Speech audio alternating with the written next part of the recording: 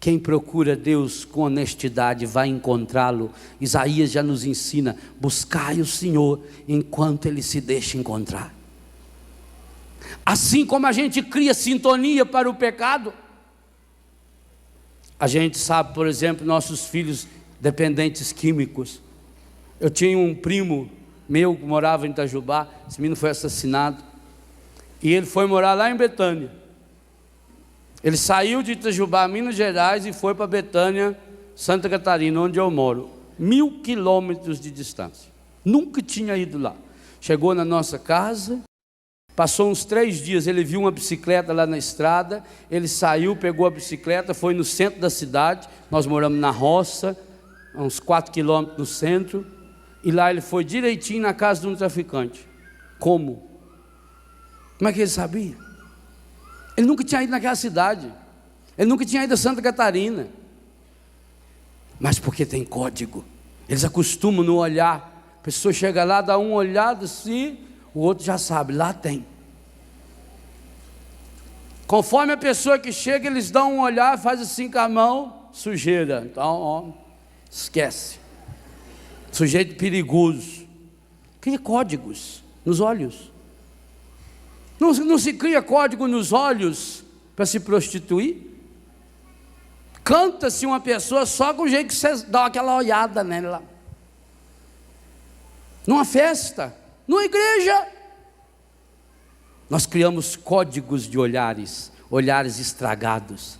Simeão, porque deixou-se conduzir pelo Espírito Santo, porque foi deixando o Espírito Santo purificar seus sentimentos, os pensamentos do coração. Essa expressão eu acho esplendorosa.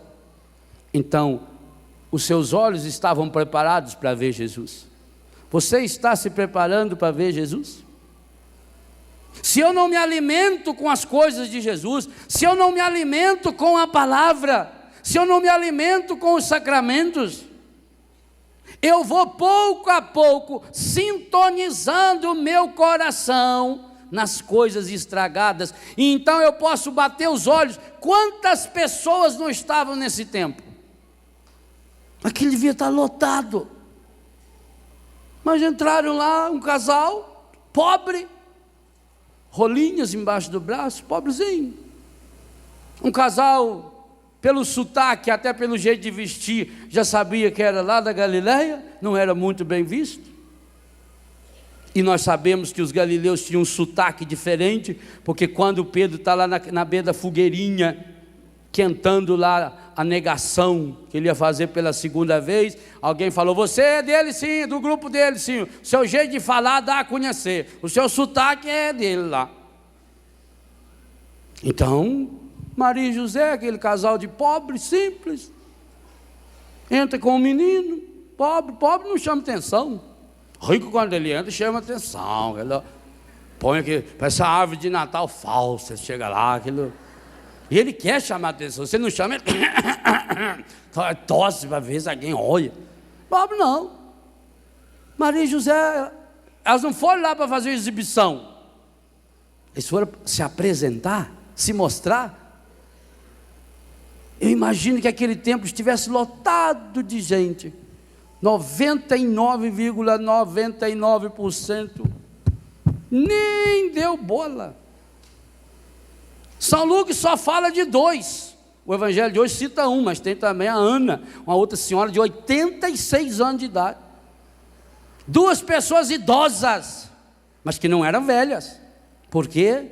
Porque alimentavam uma chama interior, uma chama de Deus no coração. E porque alimentava isso, o coração ilumina esses olhos. Quem deixa a palavra iluminar os pensamentos do seu coração, então quando chega as horas difíceis e as grandes oportunidades de Deus em nossa vida, o coração ilumina os olhos. O que São Paulo vai chamar a atenção dos Efésios e através deles de nós? Que nós vamos pouco a pouco endurecendo nosso coração e tornando-nos pessoas empedernidas de inteligência curta. Quando deixamos Deus revelar os pensamentos do nosso coração, o nosso coração ilumina os nossos olhos. Nós saímos das trevas, dizia São João. São João diz, é muito prático, você tem que deixar a palavra de Deus invadir todo o seu ser, e deixar a palavra de Deus invadir o seu ser significa sair das trevas do ódio, porque quem diz que ama a Deus, quem diz que está na luz, mas odeia o seu irmão, caminha nas trevas, e quem caminha nas trevas não sabe. Imagine se aqui não tivesse luz, eu já tinha caído, mas podia até morrer. Não ia fazer nada, não ia pôr uma armadilha aqui, mas as trevas iam cegar. O ódio faz isso na pessoa, a mágoa, o ressentimento contra os outros, contra si mesmo, contra a vida, contra o mundo e contra Deus, vai fazendo a pessoa tornar-se cega, e ela não enxerga mais os valores, ela perde a capacidade de admirar-se. Que coisa linda e maravilhosa, o texto diz que José e Maria ficaram admirados, estupefatos, eles ficaram impressionados. O que admira você? O que faz você tornar-se hoje ainda uma pessoa comovida? Você consegue contemplar as coisas de Deus, as coisas da natureza, das pessoas? Meus irmãos, nós estamos tornando-nos pessoas insensíveis. E aí tem uma coisa muito importante. Você pode treinar todas as suas ações, mas as suas reações é que revelam quem você é. Eu posso fazer aqui um lindo discurso contra a pena de morte.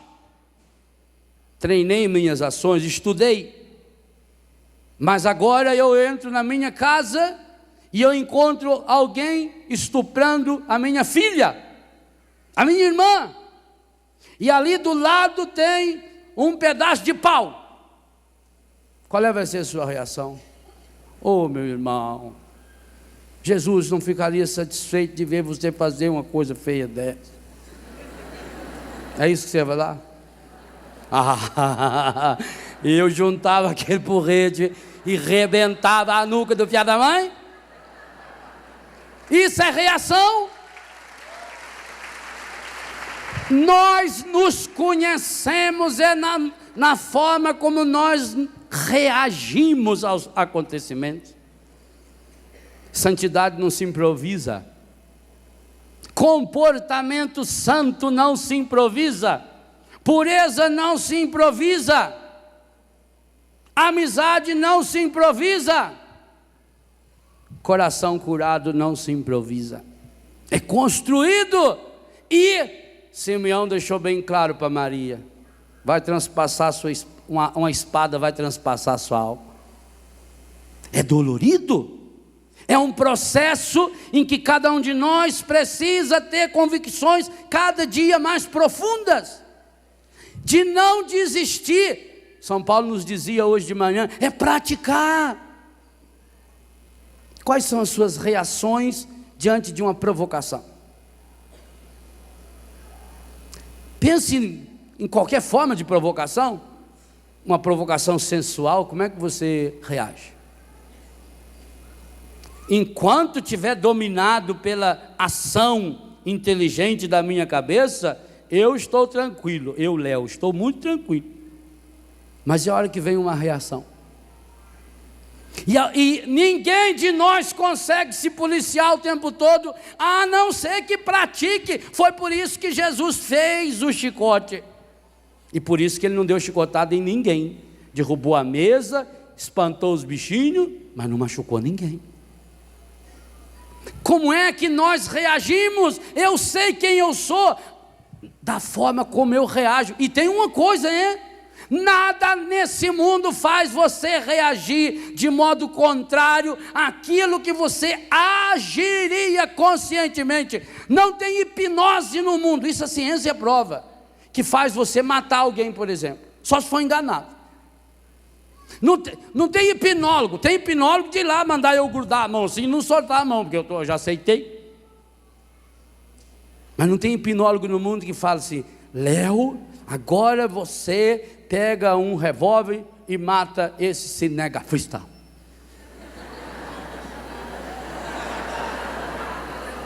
Não existe. Pode juntar o Quevedo e Companhia Limitada, com aquela roupa preta. Agora você está dominado. Agora mata ele. Pode até fazer enganado. Ele pode criar uma situação, por exemplo, de medo, e que eu estou hipnotizado, então eu vou pressionado pelo medo, vou ficando com medo, e agora você está numa floresta e a minha imaginação vai longe, e eu me vejo então na floresta, eu estou perdido, e você agora tem uma arma na mão, e agora está vindo contra você um leão feroz, ele vai pular para te você já mata ele. Isso você consegue, fora isso não. Então é enganação. Não existe, porque senão Deus seria injusto. A nossa consciência é um sacrário inviolável. Isso é dogma da sua fé católica. Então eu preciso trabalhar os pensamentos do meu coração em Deus. A mesma coisa, gente, um drogado não faz uma bobagem que não faria se não estivesse aceitando isso conscientemente. O fulano foi lá e matou a avó dele. Isso ele já estava planejando conscientemente, na hora que faltava a droga. A droga potencializou, mas ela não faz uma pessoa fazer. Um bêbado, bêbado não sabe o que faz. Não sabe? Leva lá para eu fazer um teste para ele. Cara bem tonto mesmo, não sabe o que faz? Uma vez lá em Tutinga, Minas, me trouxeram um rapaz lá, cada vez que ele ficava com excesso de cachaça, o demônio baixava nele. E ele saía dando em todo mundo lá. Aí me chamaram na casa dele. Falei, encardido, a gente tem que cuidar das armas certas. Já entrei dando porrada no homem lá.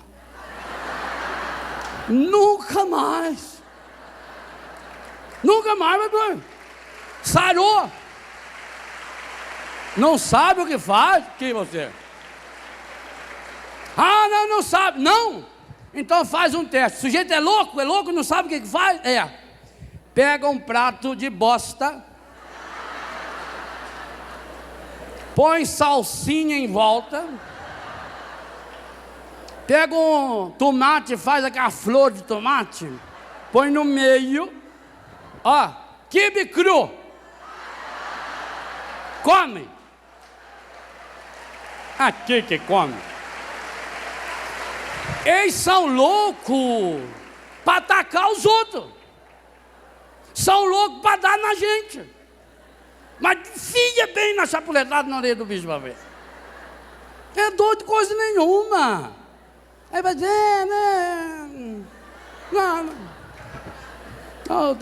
eu sou judeu, eu não posso comer isso aí. Faz de doido. Então nós vamos fazendo assim, nós vamos fingindo. E vamos achando uma desculpa. Padre, eu sou assim por causa do meu temperamento. Se o Espírito Santo não for forte o suficiente para mudar o seu temperamento, ele não é Espírito Santo. Se ele é capaz de mudar o pão e o vinho no corpo e no sangue de Jesus,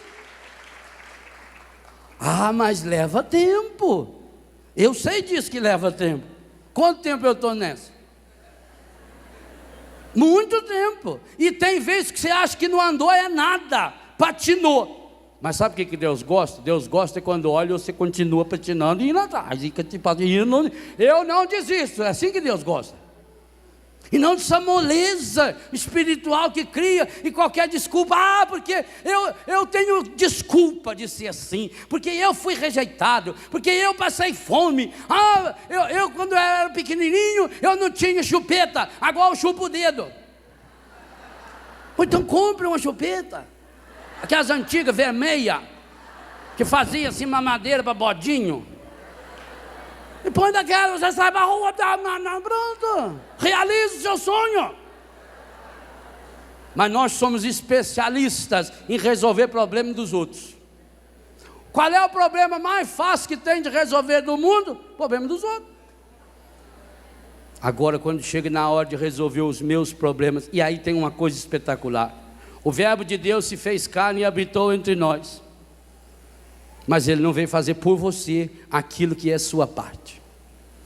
Não se deve carregar no colo a pessoa que sabe andar. Deus não nos carrega no colo e deu duas pernas para você. Andar é a coisa mais fácil que tem. É só você movimentar o pé de trás. Observe isso. Isso é um teste que você vai fazer em casa. Ó, só vou mover a última perna, ó, só de trás, ó. E se você mover mais rápido, você anda mais rápido, ó. E isso é você que faz. Deus não vai fazer por você. Não carregue no colo quem sabe andar. Nós estamos, aqui tem uma coisa muito séria, que a nova era está aproveitando muito bem, espalhando aí num monte de falsos cristianismos, e falsos cristianismos que às vezes atingem dentro da nossa igreja. É quando nós caímos no psicologicismo. Psicologicismo não é a psicologia, uma ciência séria, não. Psicologicismo é um determinismo, onde a pessoa vai atrás de correntes psicológicas para tentar justificar o seu comportamento medonho e estragado. Do mesmo jeito que faz isso na Bíblia, um fundamentalismo, eu vou procurar na Bíblia uns versículos que possam sustentar o meu modo paganizado de viver. Aí não há mudança. Se eu não deixar o Espírito Santo ir revelando os pensamentos do meu coração, isso é luta. Então eu preciso observar as minhas reações, as minhas ações intelectualizadas, as minhas ações racionalizadas, as minhas ações baseadas na minha aparência. Eu sou um padre, eu tenho que me comportar dessa forma. Quanto a isso eu não tenho problema. Mas e as reações? Aquilo que vem à tona naqueles momentos em que nós não estamos 100% conscientes do que estamos sendo e fazendo. Na hora da nossa raiva, na hora da nossa ira, na hora da nossa tristeza. Por que você se decepciona com pessoas? Porque vê que a pessoa na hora do desespero, ela não é diferente. E gente, isso está me deixando tão triste. A maioria dos cristãos se comportam como a maioria das pessoas do mundão. Não tem diferença. O cristão não é cristão tanto pelo modo como ele age, é muito mais pelo modo como ele reage. Jesus não veio só ensinar a gente a agir, Ele veio nos ensinar a reagir. Por isso ele falou, se alguém lhe dá um tapa na cara, dá outra. Se alguém lhe convida para andar 1000 passos, anda 2000. Se alguém quer uma túnica, dê as duas. Ah, mas Jesus vive na terra do contrário. Jesus é o pior matemático da história, ele troca 99 por 1.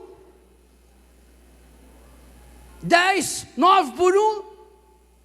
Também ele aprendeu que ganha quem perde, que os últimos vão ser os primeiros. Também ele aprendeu com a mãe dele foi rezar dizendo que quem se humilha será exaltado, quem se exalta será humilhado. Mas nós vivemos nessa lei de Jesus? Não. Jesus está nos ensinando reações. Por que Paulo lá na prisão ele está louvando? Para não dar tempo de chegar ao seu inconsciente, subconsciente. Dá isso o nome que quiser, porque na época de Paulo eles nem sabiam que tinha esses nomes. Esses nomes foram inventados tudo depois de Freud, isso não tem 100 anos ainda. Ele não deixava que o ódio, que o ressentimento, que a mágoa, que a injustiça que estava nas pessoas chegasse ao seu coração. Ele colocou uma barreira, e a barreira que ele colocou é a barreira do louvor. Por isso que o Salmo hoje nos diz: cantai ao Senhor um cântico novo, mude o disco, vire o disco, pare de ser essa pessoa que vive só lamuriando. Chegou a hora de você reagir diferente. E não é essa a grande missão do cristão para o mundo do terceiro milênio?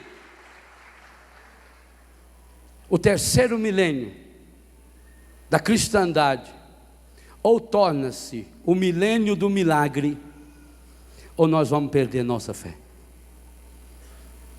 Se nós não tomarmos consciência dos milagres espetaculares de Deus, do que Ele foi capaz de realizar para a nossa salvação, desde a encarnação do Verbo, que nós estamos celebrando na oitava do Natal, até a sua ressurreição.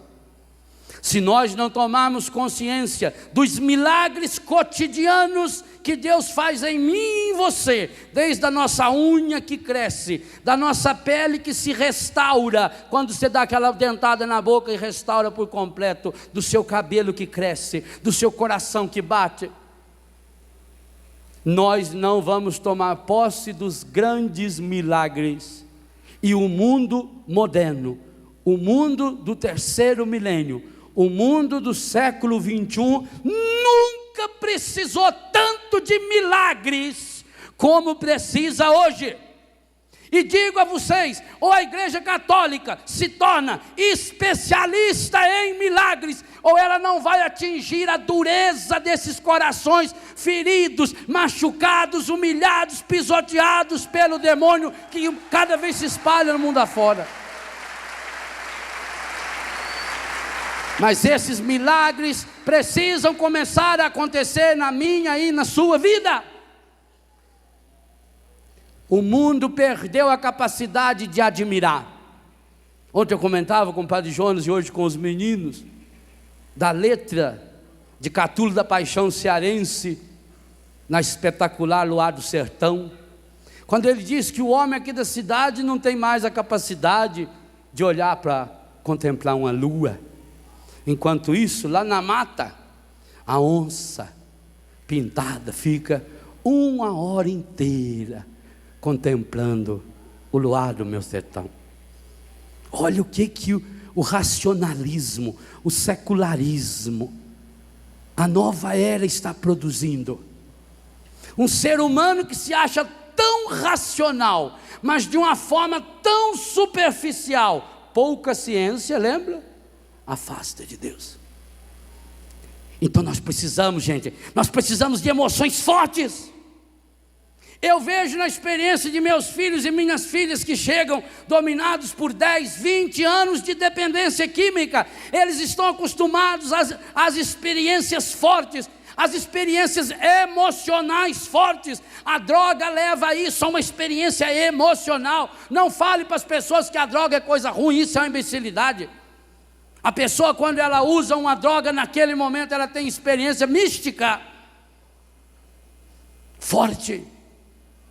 Pois o único jeito de preencher o vazio desse coração jovem é levando a uma experiência forte, a uma experiência mística, a uma experiência emocional, a uma experiência física, a uma experiência afetiva, a um encontro pessoal com o nosso Senhor Jesus Cristo hoje. Enquanto isso não acontecer, ele vai voltar e revoltar, cai e volta, e cai e volta. Eu não acredito que você vai mudar o comportamento de um homem ou de uma mulher estragados pela pornografia, pelo adultério, pela prostituição, que está cada vez mais transformando o mundo num pansexualismo, numa depravação, numa vergonheira. Eu não acredito na mudança dessa pessoa através de terapias.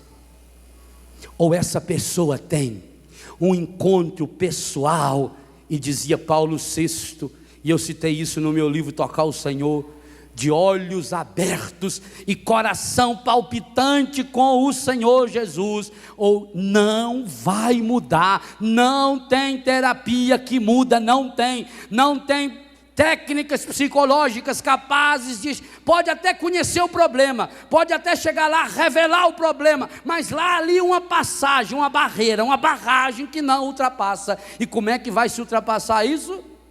Levando essa pessoa a uma experiência mística, a uma experiência profunda, a uma experiência emocional. É física, é psíquica, é espiritual, é emocional. Os pensamentos do meu coração precisam ser revelados.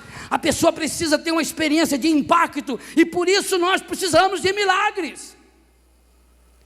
E se cada um de nós não nos prepararmos para esses milagres, E como é que nós nos preparamos para os grandes milagres? Quando nós criamos um clima de milagre. Quando nós purificamos os olhos do nosso coração e os pensamentos do nosso coração, para perceber a ação de Deus, que é uma ação sutil, contínua, constante, exagerada ao nosso redor. Quando nós passamos a criar ambientes de milagre. Por que que a Canção Nova é um território de milagre?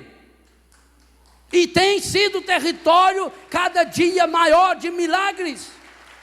Milagres em todos os sentidos, curas físicas, psíquicas, espirituais, econômicas, absurdos têm acontecido aqui. Por quê?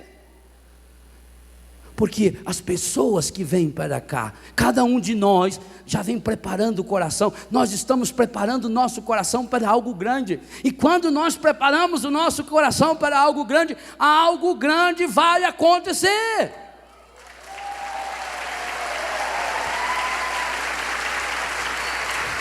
E meus irmãos, isso não é um psicologicismo barato. Isso é uma revelação que o Espírito Santo vem fazendo na história da igreja, desde que a igreja é a igreja. Por que Israel é a terra santa? Porque Deus escolheu se manifestar lá. E ao longo da história, Deus escolhe se manifestar em lugares.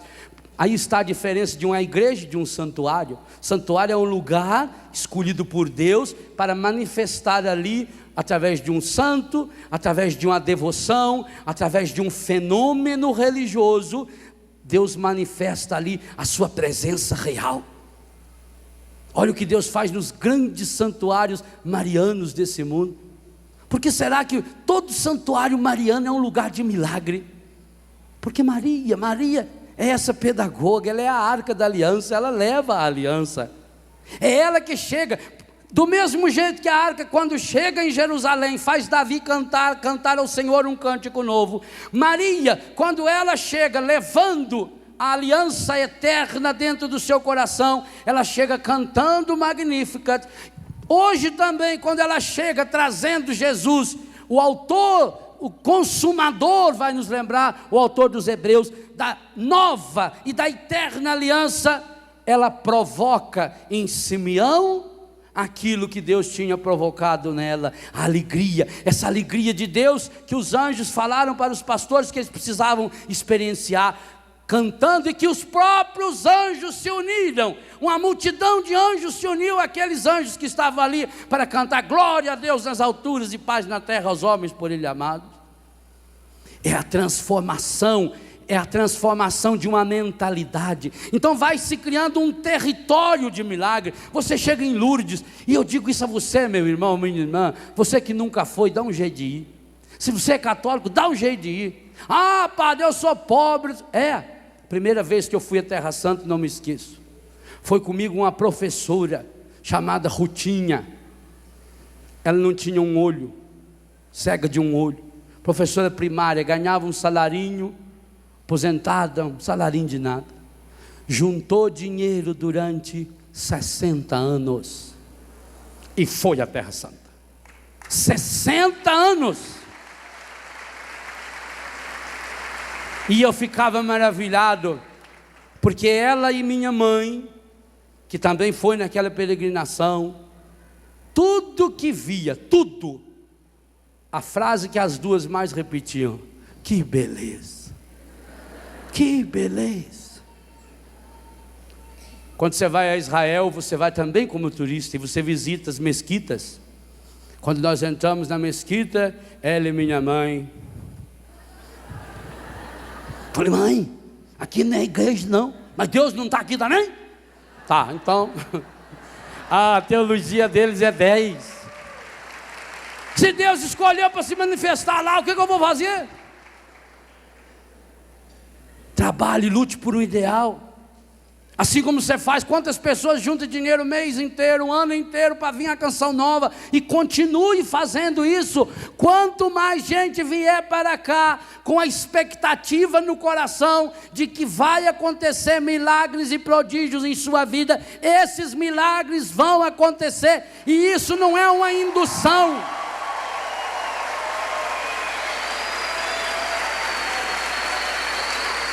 E isso não é uma indução do inconsciente coletivo, porque quem afirmar isso nunca leu um livro inteiro de Carl Gustav Jung, o sujeito que entendia desse inconsciente coletivo. Não, é algo muito maior, é algo palpável, e eu digo a você, eu não sei se vou estar vivo para ver o final desse século, do milênio possivelmente que não estarei vivo, mas do século também não sei se vou estar vivo para ver.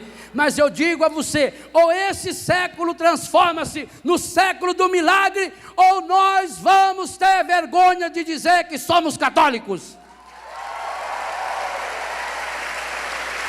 Porque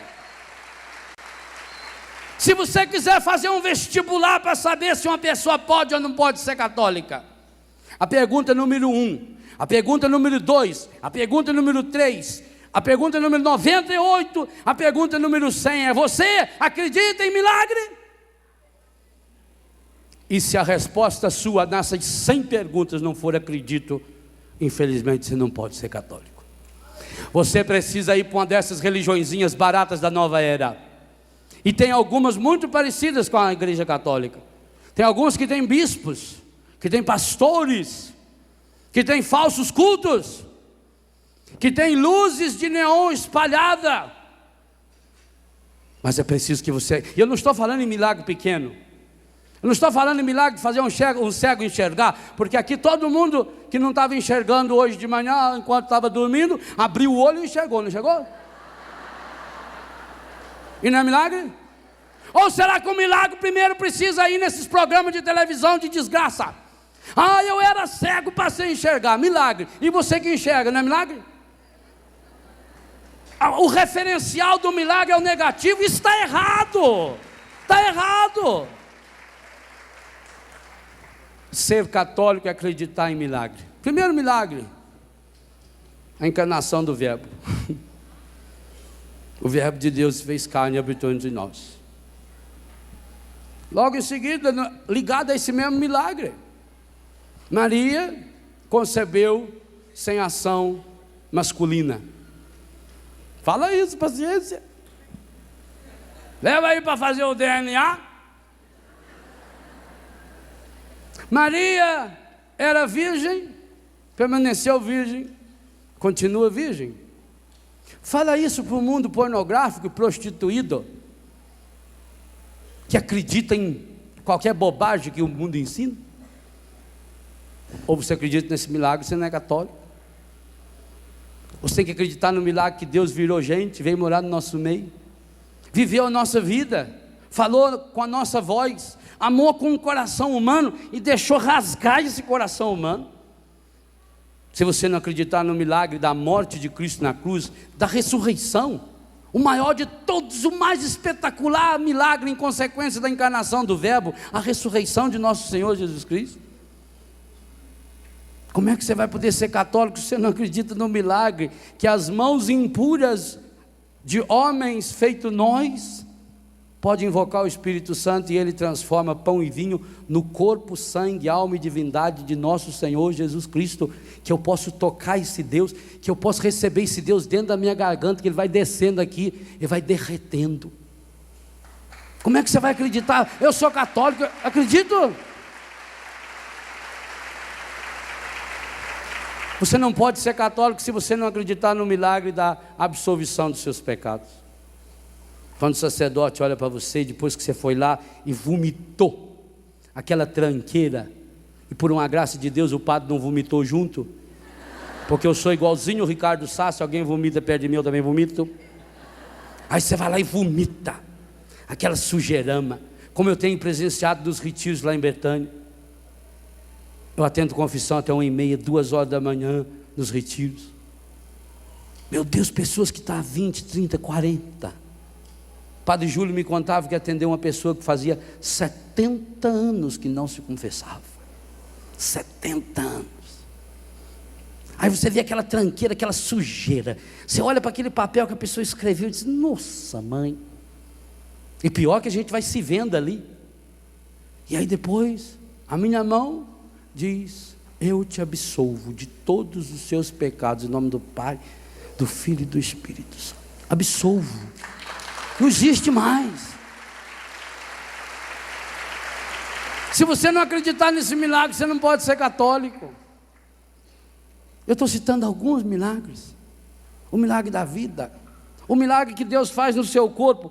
Gente, o nosso corpo é uma caixa de ressonância de milagre. Sabe o que é isso? Uma célula da sua cabeça, ela contém informações que dariam para encher 600 livros de 1000 páginas. Uma célula, você tem milhões delas aqui dentro dos neurônios. Milhões. O nosso sangue leva menos de 1 minuto para percorrer 94 mil quilômetros de veias, artérias que nós temos dentro de nós. 1 minuto. Isso daria uma velocidade de 5.560.000 quilômetros por hora. Nem virtual, nem no pensamento, nem a velocidade da diarreia. Não existe nada mais rápido. Nada é mais rápido. Não tem. E aí eu não acredito em milagre. Pega a semente de uma árvore desse tamaninho, põe no bolso, leva e planta. Como é que lá dentro tem uma árvore escondida? Lá no Museu do Cairo, no Egito, eu vi lá no túmulo do Tutankhamon, eles acharam trigo, que fazia 5.000 anos que estava enterrado. Plantaram, nasceu. Olha para as aves. Só no Brasil nós temos 7.000 espécies diferentes de passarinho. Olha que coisa espetacular. Quem pintou a pena deles? Para quê? Ah, meu irmão, mas nós perdemos a capacidade que José e Maria nos demonstram e nos ensina no Evangelho de hoje, a capacidade de admirar-nos com as coisas de Deus. Nós ficamos admirados com as conquistas do mundo, com as coisas do mundo. Nós ficamos admirados que uma pessoa use uma bolsa, porque tem a marca XYLZ, não sei das quantas, devia ser BURRO. Essa pessoa paga 15 mil reais numa bolsa. Como eu vi numa revista essa semana, que em São Paulo acabou de abrir a 14ª loja das grifes mais caras do mundo. Vocês sabiam? Olha, o Padre Léo é uma cultura espetacular. Vocês sabiam que São Paulo é a única cidade do mundo que tem 4 lojas da Montblanc? Nova York tem 3. É a cidadezinha. Paris só tem 3. São Paulo tem 4. Onde eles vendem, por exemplo, uma caneta cravejada em diamante negro, que hoje está saindo a bagatela de 560 mil reais.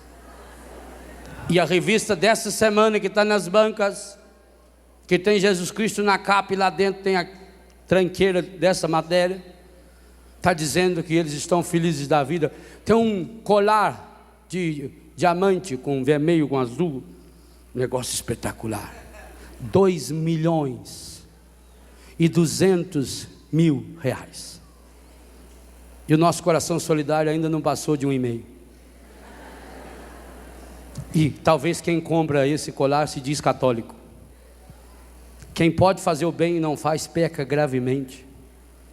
Gente, nesse país de miséria econômica, mas miséria espiritual, nós temos hoje esse honroso título de 14 lojas das grifes mais caras do mundo, onde um relógio simples, pelo menos custa de 45, 50 mil para cima. Uma bolsa, porque tem uma marca X, você paga 15, 20, 30 mil reais. Ah, padre, eu comprei com meu dinheiro, pessoa muito honesta, trabalhadora, eu não roubei para comprar. E eu vou, com tristeza, dizer para você, roubou sim. Dinheiro que caiu na sua mão, que poderia ser usado para o bem, e você usou para satisfazer um prazer desse, isso é pecado mortal. Não tem outro jeito, não tem outra explicação. com gente passando fome. Sabe aquela carta do mês que você lê na revista da Canção Nova? Padre Jonas normalmente escreve com aquela bique 4 cores. Mentira minha? Olha lá, está na mão dele. Olha lá. Vocês estão entendendo?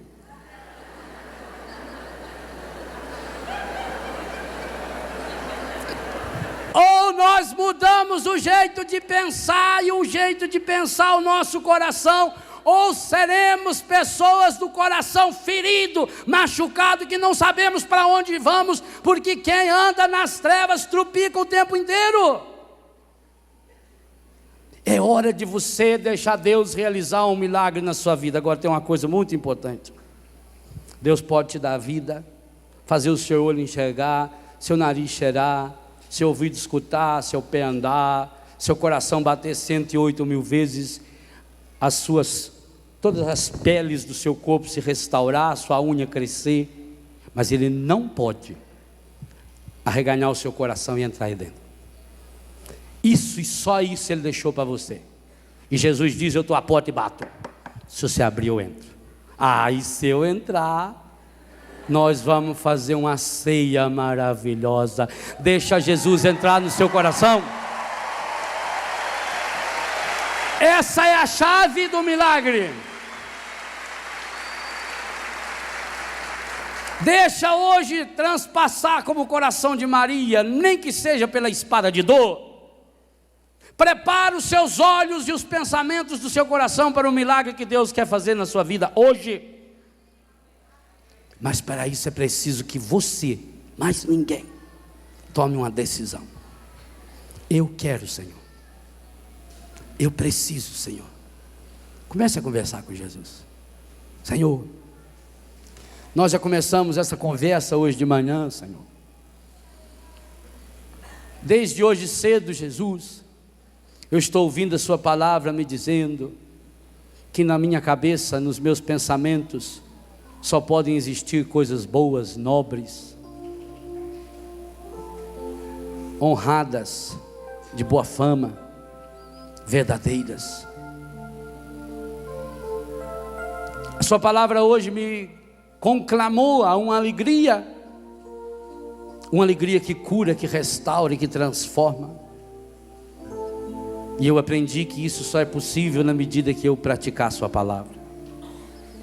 Nessa Santa Missa, eu tenho a graça, Senhor, de estar contigo no colo de Maria e José, para ser apresentado ao templo.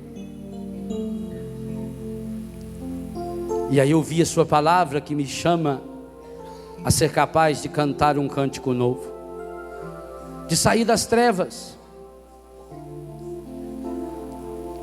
Por isso eu te suplico, Senhor, que eu possa, como Maria e José, deixar meu coração admirar-se da sua graça, da sua grandeza. Que eu possa sair hoje, Senhor, dessa vida de trevas que eu estou vivendo. Estou vivendo uma vida de trevas. Estou morrendo na sombra dessas trevas, do pecado, da mentira, da pornografia, da violência. Isso tem me tornado uma pessoa desanimada, entristecida, emburrada. Isso tem me tornado uma pessoa negativista, pessimista.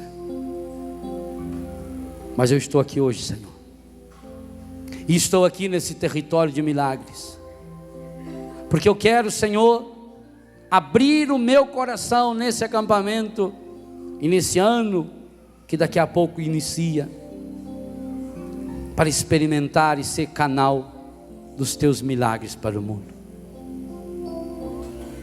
Mas, Senhor, a minha vontade, o meu desejo é de verdadeiramente abrir o meu coração. Mas o Senhor sabe, a vida que venho vivendo, que tenho vivido, As coisas com as quais eu tenho alimentado o meu coração acabaram cegando o meu coração, e eu fui me contaminando com as falsas doutrinas, com as falsas religiões, com este cristianismo light, racionalizado, tentando achar justificativas e explicações racionais para as coisas ao meu redor. E isso foi me tornando essa pessoa fria, ferida e machucada, Senhor. Isso foi me tornando essa pessoa fechada em mim mesmo, buscando preencher meus vazios no ter, no poder, no prazer, no sucesso, nas coisas, nas pessoas. Quantas e quantas vezes, Senhor, eu fui buscar preencher os vazios do meu coração numa vida de pornografia, de prostituição. Sujei meu corpo, Senhor. Alimentei meus olhos e meus ouvidos com canções, com imagens, com filmes, com novelas que foram me estragando, me sujando, Senhor. E quantas vezes, Senhor, senti-me completamente dominado. E às vezes até me conformei, dizendo que é assim mesmo, que eu não ia conseguir mais. Mas eu começo a enxergar, Senhor, e essa é a grande e revolucionária palavra que o Senhor nos traz nesse acampamento. Eu começo a enxergar de modo muito concreto a sua presença em nosso meio, essa presença milagrosa, Senhor. E é isso, Senhor, que está estimulando o meu coração nesse acampamento, e especialmente nesse dia e nessa tarde, a livre e conscientemente renunciar todo o mal que consciente ou inconscientemente busquei ou deixei que chegasse até mim. Eu renuncio às falsas doutrinas, ao demônio autor e princípio do pecado. Eu renuncio ao ódio que faz com que o meu coração se entreve, que eu não caminhe mais para a tua graça. Eu renuncio a essa mágoa que eu venho alimentando dentro do meu coração. Eu renuncio às justificativas pelos meus temperamentos e as minhas reações motivadas pelo demônio. Eu renuncio toda a contaminação que recebi ou que deixei que chegasse até mim do príncipe desse mundo e que foi me iludindo e me levando para as trevas do erro e do pecado. Eu renuncio hoje a toda pornografia, a todo espírito de prostituição, a todo espírito maligno da luxúria, alimentada pela cobiça, pela preguiça, pela tristeza, pelo orgulho, pela vaidade, pela prepotência, pela gula. Eu renuncio todo o mal. Eu renuncio todo o mal que fizeram em meu nome ou em nome de meus antepassados. E no poder do sangue do seu Filho Jesus, eu quebro toda corrente maligna que está amarrando a minha vida, a vida da minha família, que está impedindo de acontecer um verdadeiro crescimento em mim, em meus familiares, que está impedindo de acontecer esse crescimento progressivo do meu coração e da minha alma. Eu renuncio conscientemente aos vícios, à pornografia visual, auditiva, aos vícios que vieram até mim em função dessa pornografia e que me levaram e me levam à masturbação, à impureza dos gestos, do falar e do olhar. Toca-me hoje, Senhor, com tua graça, porque conscientemente eu renuncio. Eu tomo posse hoje do meu batismo. Eu renuncio aos vícios que eu acabei cedendo como muletas que me escoram. Por isso hoje eu renuncio o vício do cigarro, da bebida, das drogas, do jogo. Hoje eu renuncio conscientemente a todas as justificativas que dei para proteger a minha imagem, as máscaras que eu arrumei, achando que com isso estaria mais protegido, e nas quais acabei me escondendo. Eu renuncio todas as vezes que brinquei com a minha fé. Eu renuncio todas as vezes que, deixando-me levar por filmes, por novelas, por conversas, brinquei com os sacramentos da minha igreja.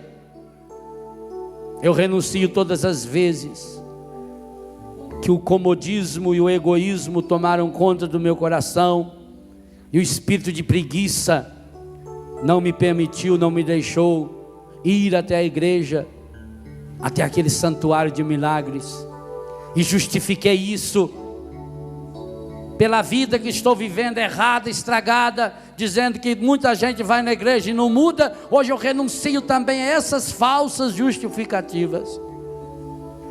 Eu renuncio, Senhor, às falsas justificativas pelo gasto que eu fiz ou faço do meu dinheiro, de todas as vezes que eu usei o meu dinheiro, não para o mal diretamente, mas comprando o que eu não precisava, colocando a minha segurança em coisas, pela marca, pela hipocrisia do que está fora.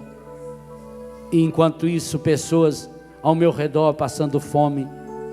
Enquanto isso, instituições que querem fazer o bem não podem fazê-lo, se sentem amarradas tantas e tantas vezes, porque eu gastei erroneamente meu dinheiro. Hoje eu renuncio a todo uso errado do meu dinheiro, do meu corpo, do meu tempo. Eu renuncio o uso errado que eu fiz do meu lazer, aonde aproveitei, ao invés de descansar, aproveitei para pecar. Mas, Senhor, eu sou muito fraco, por isso hoje eu quero pedir carona no colo de sua mãe, no colo de seu pai, e retomar, como no dia em que fui levado à igreja, em que foi derramada água sobre a minha cabeça, em que eu fui mergulhado no mundo da graça de Deus, pelo sacramento do batismo. Hoje, Senhor, ao receber essa água abençoada sobre mim, eu quero reassumir o meu batismo, manifestar a minha fé, renunciar ao demônio, autor e princípio do pecado. Hoje eu assumo, Senhor, essa água viva que jorra do seu coração rasgado na cruz, e no sacramento da Eucaristia e do batismo. Hoje eu tomo posse, Senhor, do milagre que sou eu, do milagre que quero ser para o mundo, Senhor. Por isso eu peço, Senhor, vem renovar a minha alma, vem renovar o meu corpo, vem renovar hoje, Senhor, o entusiasmo, a alegria pelas coisas santas. Vem renovar em mim, Senhor, a pureza. Vem renovar em mim, Senhor, o desejo e a vontade. Vem, Senhor, renovar os pensamentos do meu coração, iluminando-me, Senhor. Vem tirar, Senhor, das trevas que tantas e tantas vezes acabei me jogando, porque deixei o ódio, a prepotência, a mágoa e o ressentimento cegarem o meu coração. Eu suplico, Senhor, que essa água abençoada, derramada sobre mim, possa lavar, purificar, restaurar o meu coração, a minha vida, a minha alma. Comece a pedir isso ao Senhor, enquanto nos preparamos para sermos aspergidos com essa água que jorra do coração de Jesus. Prepare o seu coração para ser lavado de toda impureza, lavado de toda sujeira. Vai pedindo: lava-me, Senhor, lava de toda sujeira, Senhor, liberta-me, Senhor, de toda sujeira interior e exterior.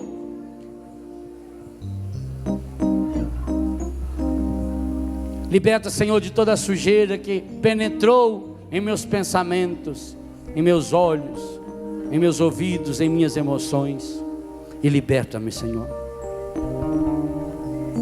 Que do seu coração rasgado, Senhor, flua para mim hoje, nessa tarde, um rio da água viva. Senhor Deus Todo-Poderoso, fonte e origem de toda a vida, abençoai esta água que vamos usar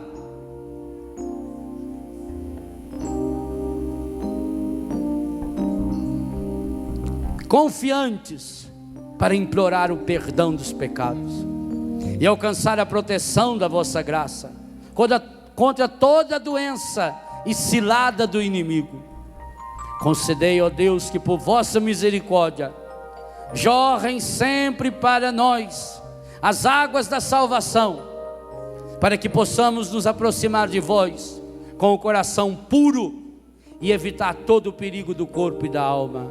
Por Cristo nosso Senhor. Amém.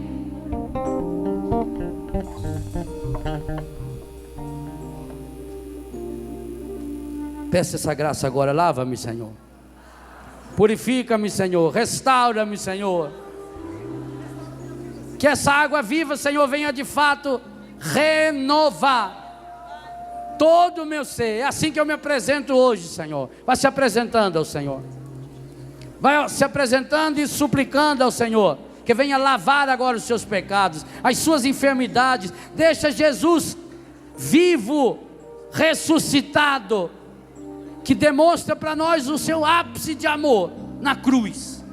Deixa Jesus agora lavar o seu coração. Vai pedindo: lava-me, Senhor. Lava-me, Senhor, das minhas enfermidades. Lava-me, Senhor, de toda a minha impureza. Lava, Senhor, das sujeiras dos meus pensamentos, Senhor, as sujeiras das minhas emoções. Lava-me, Senhor, dessa enfermidade física, Senhor. Lava, Senhor, essa doença que está nos meus ossos, essa doença que está no meu sangue. Lava-me, Senhor, essa doença que está incrutida na minha carne, Senhor.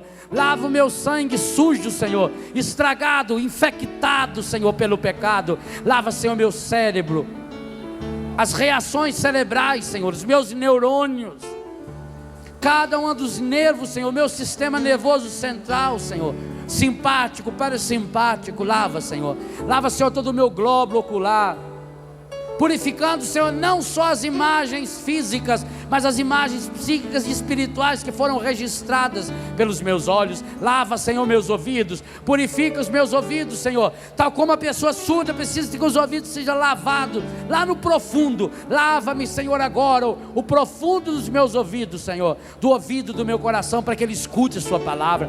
Lave, Senhor, minha boca suja, poluída, Senhor, minha boca que não louva, minha boca que só faz reclamar, minha boca que tem cantado esse cântico velho, estragado. Lava-me, Senhor. Lava-me, Senhor, todo o meu ser, a minha sexualidade, Senhor. Eu não quero mais viver essa vida pornográfica, Senhor.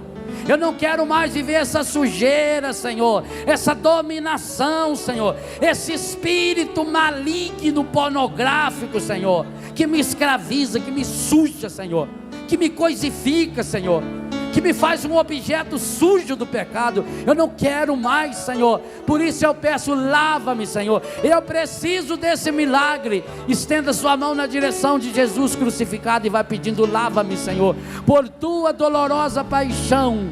Tenha misericórdia de nós e do mundo inteiro. Por tua dolorosa paixão, lava-nos, Senhor, de todos e de cada um dos nossos pecados, conscientes e inconscientes. Lava-nos, Senhor, toda sujeira que o inimigo colocou em nós, já que ele não pôde jogar para a cruz.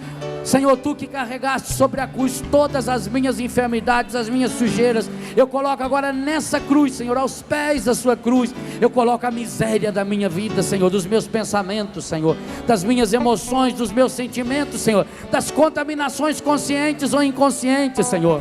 Que o teu sangue, Senhor, e a água que fluíram do seu coração hoje, Senhor, caia sobre mim uma gota dessa água, Senhor, e lava-me, Senhor, de toda hipocrisia, Senhor, de todo desânimo, Senhor. Eu quero ser essa pessoa nova. Eu quero ser esse homem, essa mulher do milagre, Senhor. Eu quero acreditar nesse milagre, Senhor. Lava-me e cura-me, Senhor, de toda superstição, Senhor, toda contaminação que os horóscopos deixaram em mim, Senhor, que os objetos consagrados aos demônios, Senhor, eu os submeto agora na tua autoridade, Senhor, e é na autoridade de Jesus crucificado que eu mando embora da minha vida e da sua vida esse espírito maligno que leva você a se prostituir, a se drogar, que leva você a cair nas falsas doutrinas, nas ciladas. Beba tu mesmo do teu veneno. Eu coloco a minha vida sob o senhorio de Jesus. Eu proclamo: Jesus é o meu Senhor, é o meu único Senhor, é o Senhor da minha vida, é o Senhor dos meus pensamentos e dos pensamentos do meu coração. Jesus é o Senhor das minhas ações, Jesus é o Senhor das minhas reações. Jesus é o Senhor da minha história, Jesus o Senhor do meu passado, Jesus o Senhor do meu presente, Jesus o Senhor do meu futuro, Jesus o Senhor da minha família. Sim, Senhor, derrama agora muita água sobre mim, Senhor, para purificar, Senhor, aquela água suja que ficou no meu coração, como o Senhor nos demonstrou hoje de manhã, Senhor, feita aquela água que jorrou naquele copo e purificou as impurezas, Senhor. Vem agora com essa água viva que flui do teu coração, lavar-me, Senhor, lava-me, Senhor, lava-me, Senhor, purifica-me, Senhor, restaura-me, Senhor. Olhe para Jesus e diga: serás o nosso Deus e nós seremos o teu povo. Derrama sobre nós a água do amor. Espírito de Deus, nosso Senhor. Jesus, o canto novo, o canto dos redimidos, o canto dos que foram lavados, purificados nesta água viva. Erga bem alto o seu braço e ainda mais alto a sua voz. É um canto de redenção, é um canto de libertação, é o canto dos libertados que agora brota no nosso meio.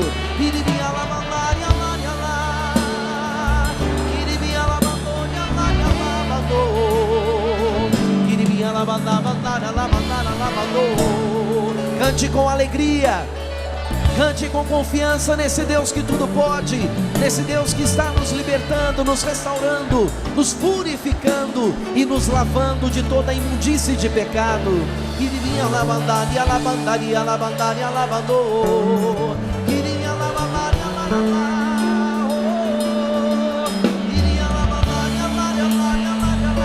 Você em casa também, por rádio, TV, internet, tome posse da graça que o Senhor concede a nós essa tarde, a graça da libertação, da restauração, a graça do Senhor penetrar o mais profundo do nosso coração e mudar os pensamentos do nosso coração. Iria lavar,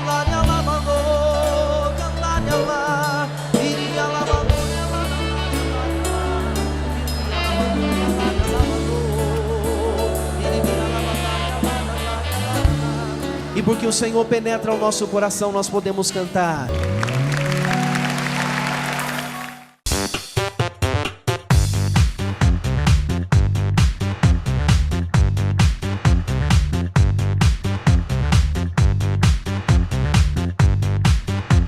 CançãoNovaPlay.com. Assine já!